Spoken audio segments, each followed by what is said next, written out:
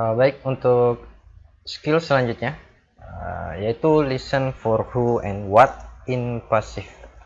Oke, jadi kadang-kadang agak sulit untuk membedakan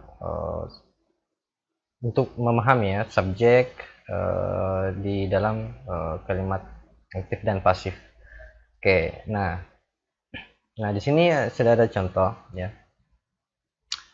Oke, di pilihan jawabannya itu yang A itu Sally wrote several checks. Oke, yang kemudian yang B Sally wanted to check up on the bank. Kemudian yang C a new checking account was opened. Kemudian Sally check on the balance in her account. Nah, perlu dipahami dulu bahwa Anda harus mengingat pola dari kalimat pasif ya. Biasanya itu ditandai dengan ada anggota be ya di depan sebelum verb past participle atau verb 3 ya istilahnya yang lebih umum.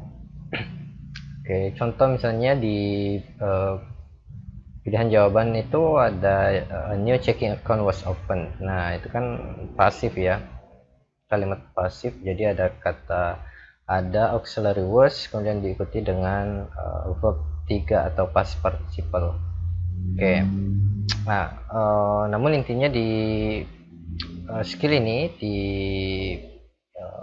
listen for who and what in passive itu adalah dengan memilih jawaban yang intinya maknanya sama gitu ya, maknanya sama. Jadi jika di audio itu si speaker menggunakan kalimat aktif, nah biasanya di pilihan jawabannya itu jawaban yang benar itu biasanya pasif ya, dalam kalimat pasif. Oke, namun memiliki makna yang sama. Oke, jadi biasanya ketika di audio si speaker itu menyatakan satu kalimat dalam bentuk aktif. Nah, Anda tinggal mencari pilihan jawaban yang memiliki makna yang sama, namun biasanya yang berbeda itu hanya struktur kalimatnya. Jadi di pilihan jawaban itu biasanya dia akan pasif. Oke, jadi ketika di soal atau di audio itu aktif, nah di pilihan jawaban yang benar itu biasanya pasif ya, aktif ke pasif. Dan juga sebaliknya bisa saja kalau misalnya di audio itu pasif, dia menggunakan kalimat pasif, nah berarti di pilihan jawaban itu biasanya jawaban yang benar dalam bentuk kalimat aktif. Nah misalnya di contoh ini yang man bilang did Sally go to the bank this morning, yang woman bilang yes she did. Okay, she got a new checking account. Okay, she got a new checking account. Narator kemudian menanyakan what does the woman imply. Okay, nah di sini she got a new checking account ini kan kalimat aktif ya, yang bermakna bahwa dia mendapatkan akun atau membuka akun gitu ya, membuka akun, new checking account. Oke, dia lagi membuka akun. Nah, sehingga jawaban yang tepat yaitu a new checking account was open karena memiliki makna yang sama. Jadi dia memiliki makna yang sama meskipun struktur kalimatnya berbeda. Jadi ada yang aktif, oke, yang di audio itu, yang di woman ya, yang woman katakan itu aktif. Nah, di pilihan jawaban itu pasif. Oke, a new checking account was open dengan she got a new checking account itu memiliki makna yang sama. Oke. Nah, jadi intinya di skill 5 ini jika dialognya itu berupa passive sentence ya, statement yang dalam bentuk pasif, berarti jawabannya nanti itu biasanya adalah active statement. Nah, begitu juga sebaliknya jika dialognya berupa kalimat aktif, maka pilihan jawabannya itu biasanya adalah kalimat pasif. Coba lihat pilihan jawabannya. She drank some water on the lawn this morning. Yang B, she waited for him on the lawn this morning. Yang C, the lawn has already been watered today. Oke, kemudian yang D, she wanted a new lawn this morning. Oke, nah, coba lihat nih semua pilihan jawabannya.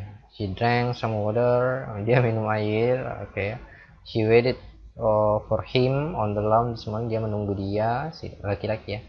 Kemudian the lawn has already been watered. The lawn ini sejenis rumput ya, tanaman telah disiram gitu ya, water today. She wanted a new lawn this morning.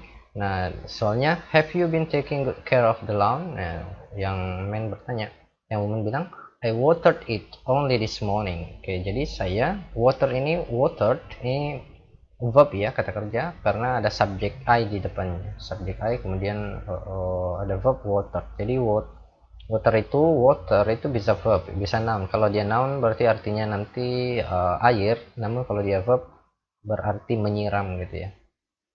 Oke, tidak mungkin dia di sini noun karena ada subjek I di sininya. Setelah subjek itu biasanya verb, kata kerja gitu ya.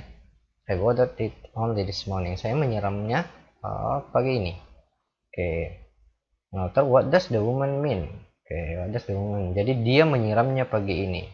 Oke. Nah, ini sama maknanya berarti dengan oh ya, ini aktif ya, kalimat aktif. I watered it only this morning. Nah, di sini berarti biasanya kalimatnya pasif.